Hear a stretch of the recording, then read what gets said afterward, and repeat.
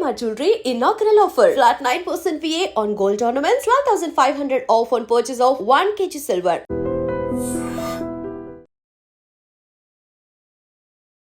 నమస్కారం, welcome to I dream. ధర్మ మార్గం విత్ విజిత కార్యక్రమానికి స్వాగతం.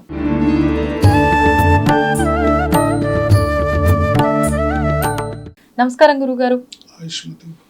గురుగారు, అమ్మవారికి సంబంధించి ముఖ్యంగా లలిత అమ్మవారికి సంబంధించిన యోగిని గణాలు ఏంటి, వాటి గురించి మాట్లాడుకుందాం. అమ్మవారి యోగిని గణాలు, అమ్మవారి దగ్గర ఉండే గణాలు 64 కోట్ల మంది దేవతలు. 64 కోట్లు. బాబా. ఈ 64 కోట్ల మంది దేవతలు కూడా ఒకేసారి లలితా సహస్రనామ స్తోత్రాన్ని కాశీలో ఆకాశవాణి రూపంలో పఠిస్తే భాస్కర్ రాయలు వారు రాసుకొని దానికి భాష్యాన్ని రచించారు. ఇప్పుడు అంటే సాక్షాత్తు దేవతలే అమ్మవారి ఆదేశం మేరకు వాళ్ళు పఠించారు. వసిన్యాది వాగ్దేవతలు, 64 కోట్ల మంది యోగిని గణాలు. అంటే గణాలు అంటే వీరంతా కూడా దేవతలే. ఓకే, అంటే ఇప్పుడు మనం మాట్లాడుకుంటూ మనందరికి తెలిసిన దేవుళ్ళు దేవతలేనా, ఇలా వసిన్యాది వాగ్దేవతల్లాగా తెలియని వారా వాళ్ళంతా? తెలిసిన వాళ్ళే, అంటే కొంచెం డీప్ గా వెళ్తే ఉపాసకులకు తెలుస్తుంది వాళ్ళ పేర్లు. మనం గతంలో చెప్పుకున్నాం కదా. అవును అవును. అరుణ, విమల, జయిని, అట్లా ఓకే, అలా దేవతల పేర్లు కానీ అందరికి బహిర్గతంగా ఉండదు, తెలియదు. ఉపాసకులు ఉపాసన చేసే వాళ్ళకి తెలుస్తుంది. అంటే సాక్షాత్తు దేవతలే పఠించారు ఒక రకంగా, అది అమ్మవారి ఆదేశం అయినప్పటికీ. మరి ఇప్పుడు అమ్మవారి దయ వల్ల అందరము పఠిస్తున్నాము, వింటున్నాము, మాట్లాడుకుంటున్నాము. పఠిస్తున్నప్పుడు అంటే ఏదైనా వైబ్రేషన్, కొంతమంది అంటూ ఉంటారు ఏదో ప్రకంపన, ఏదో తెలియని ఒక వైబ్రేషన్ కలిగింది అని చెప్పి. నిజంగా అలా ఒకేసారి ఇంతమంది పఠిస్తున్నారు అనుకోండి ఒక దగ్గర, దానివల్ల ఆ వైబ్రేషన్ కి అమ్మవారి రూపం ఏమైనా క్రియేట్ అయ్యే అవకాశం ఉంటుందా, ఒక ఆరా రూపంలో ఏదన్నా? ఖచ్చితంగా. మీరు లలితా సహస్రనామ స్తోత్రాన్ని స్వరయుక్తంగా, రాగయుక్తంగా, ఉచ్చారణ దోషం లేకుండా, పద విభజన ఎక్కడ ఎలా చేయాలో కరెక్ట్గా మీరు కనుక చేసినట్టయితే ఆ స్తోత్రం నుంచి వచ్చే మీరు చదివే శబ్ద తరంగాల నుంచి కాంతి తరంగాలు ఉత్పన్నమై వాటిని కనుక మీరు ఇన్ఫ్రారెడ్ కెమెరాలో షూట్ చేస్తే శ్రీచక్రాకారాన్ని పొందుతాయి అవన్నీ కూడా. అంటే ఇది ఎప్పుడైనా ఎక్కడైనా జరిగినట్టుగా? ఎక్కడ గురుగారు? జరిగింది, చాలా చోట్ల చాలా మంది ప్రయోగాలు చేశారు, చూశారు. కానీ చాలా మంది ఇట్లా అమ్మవారికి సంబంధించిన కెమెరాల్లో బంధించలేము, కనిపించవు అని అంటూ ఉంటారు కదా. ఈ శబ్ద తరంగాలు అంటే శ్రీచక్ర రూపమే కదా, రేఖామాత్రంగా ఉండే శ్రీచక్ర రూపంలో ఏర్పడతాయి ఆ రేఖలన్నీ కూడా. ఇవి చాలా సార్లు ప్రూవ్ అయింది, చాలా మంది ప్రూవ్ చేసుకున్నారు. అంటే ఇవి అందరూ వాటి జోలికి వెళ్ళరమ్మా. ఇప్పుడు నాకు సందేహం లేదు, నేనెందుకు అది ఏ రూపం చెందుతాయో నేను అమ్మవారి రూపంగా నేను భావించి నేను స్తోత్రం చేస్తాను. ఇవి ఏ రూపం పొందుతాయనే శోధనలోకి నేను వెళ్ళను, నాకు అవసరం లేదు. నమ్మకం లేని వాళ్ళకి కావాలి, నాకు అవసరం లేదు. నాకు సాక్షాత్ అమ్మవారి రూపం, అందులో ఉన్న ప్రతి అక్షరం, ప్రతి పదము, ప్రతి వాక్యము, ప్రతి శ్లోకము అమ్మవారి స్వరూపం. అంతే కాబట్టి నాకు డౌట్ లేదు, అవసరం లేదు. అవును, అంటే ఇప్పుడు ఈ శబ్ద తరంగాల వల్ల అయితే మనం గనుక దాన్ని బంధించగలిగితే శ్రీచక్రాకారంలో మనకు కనిపిస్తుంది అని అన్నారు. అసలు నిజంగా లలిత సహస్రనామాల్లోనే అమ్మవారి రూపం గురించి చెప్పాలి అని అంటే ఏ రూపంలో ఉంటారు అమ్మవారు? అమ్మవారి రూపంలోనే ఉంటారు. అంటే ఎలా గురుగారు? లలిత అమ్మవారి రూపంలోనే ఉంటారు. శ్రీ విద్య అనేది శ్రీచక్రాకారంలోనే ఉంటుంది. అమ్మవారు శ్రీచక్ర బిందువులో ఉంటారు, మధ్య త్రికోణంలో అమ్మవారు ఉంటారు. ఓకే, బిందువు అని అంటూ ఉంటారు. బిందువు పరమేశ్వరుడు. ఓకే, బిందువు కింద ఉండే త్రికోణం అమ్మవారు. ఇప్పుడు చాలా మంది పఠిస్తున్నారు, అంటే కొంతమంది మీరు అన్నట్టుగా భక్తితో పఠించే వాళ్ళు ఉంటారు, కొంతమంది. అంతేకాకుండా లలితా సహస్రనామ స్తోత్రంలో అమ్మవారు 3 రకాల రూపాల్లో మంత్ర రూపిణిగా ఉంటుంది, ధర్మరూపిణిగా ఉంటుంది, తత్వరూపిణిగా ఉంటుంది. స్తోత్రాన్ని మనం బాగా అర్థం చేసుకుంటే అందులో ఉన్న ప్రతి మంత్రము అమ్మవారి రూపమే. అందులో ఉన్న ధర్మం ఏదైతే చెప్తున్నారో ఆ స్తోత్రంలో ధర్మ రూపంలో అమ్మవారు ఉంటారు. అట్లాగే తత్వం ఏదైతే ఉందో అక్కడ అమ్మవారి తత్వం ఏదైతే చెప్పబడుతుందో ఆ తత్వ రూపంలో కూడా అమ్మవారే ఉంటారు.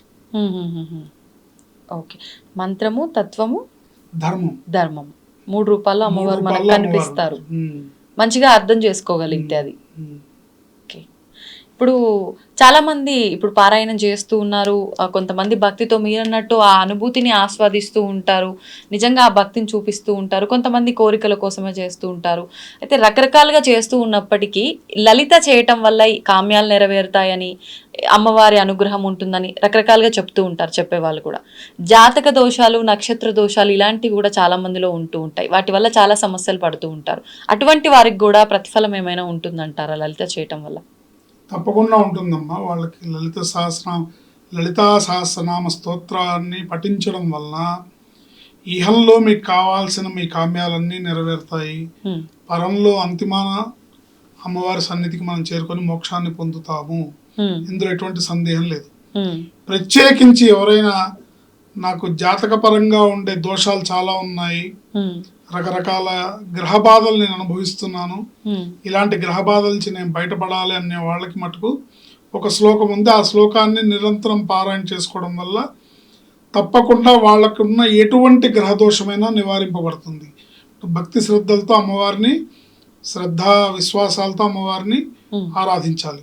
భవదావ సుధావృష్టి పాపారణ్య దవానల దౌర్భాగ్యతూల వాతూల జరాధ్వాంతర విప్రభ భాగ్యాబ్ది చంద్రిక భక్త చిత్తకేకి ఘనాగన రోగ పర్వత దంబోళిర్ మృత్యుదారు కుఠారిక అనే ఈ 4 లైన్ల శ్లోకాన్ని, అంటే 2 మంత్రాలు ఇవి, 4 లైన్లు, వీటిని చదవడం వల్ల ఎటువంటి గ్రహదోషాలన్నా, అంటే చాలా మంది గ్రహదోషాలు ఉన్నప్పుడు గ్రహ శాంతులు చేసుకుంటారు, అదే ఉత్తమమైనది అన్నిటికన్నా. అయితే గ్రహదోషాలని పరిహారాలు చేసుకోవడం అనేది కొంత ఖర్చుతో కూడుకున్న పని కాబట్టి, అంటే అక్కడ గ్రహ శాంతులు జరగాలి, వాటికి దానాలు జరగాలి, వాటికి పరిహారాలు చేసుకోవాలి, కొంత ఖర్చుతో కూడుకున్న విషయం.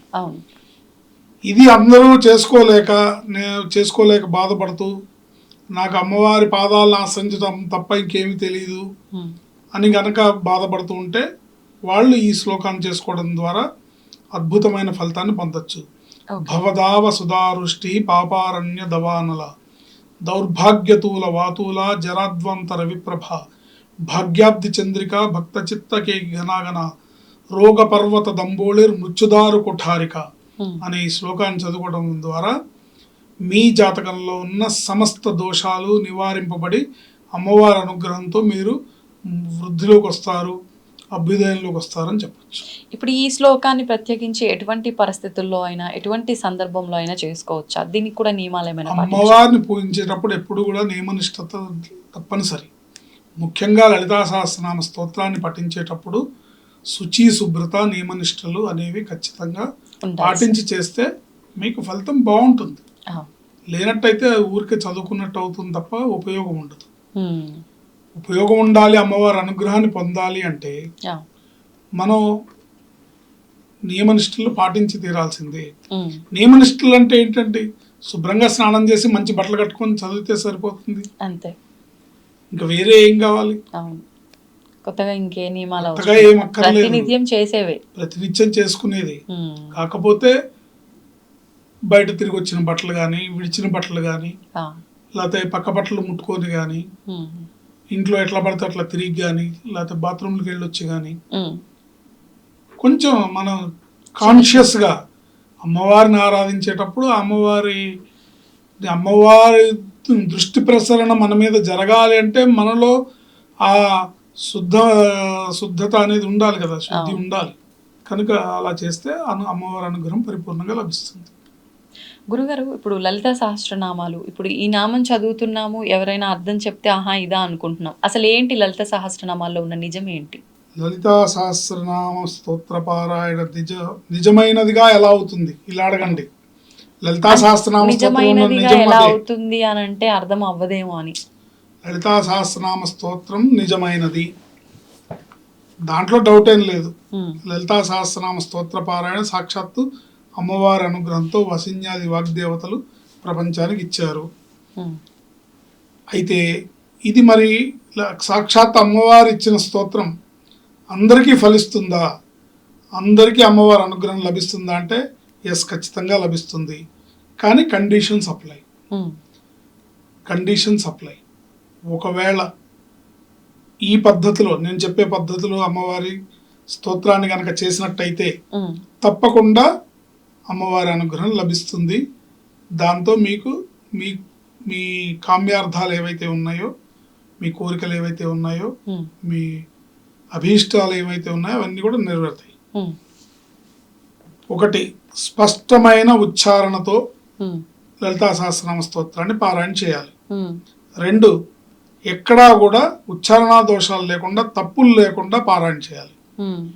3, హడావుడు పడుతూ గబగబా, అంటే నేను ఇవాళ 4-5 సార్లు చేయాలనుకున్నాను, నేను గబగబా పాఠాన్ని చదివినట్టుగా శ్రీమాత శ్రీ మహారాజ్ఞి శ్రీమత్ సింహాసనేశ్వరి చిదగ్నికుల సంభూత దేవకార్య సముద్రిత అట్లా కాకుండా హడావిడి లేకుండా అర్ధస్ఫురణతో, అంటే అర్ధస్ఫురణ అంటే అక్కడ ఆ లైన్ మీరు చదివినప్పుడు ఆ సీన్ మీ మైండ్లో రావాలి.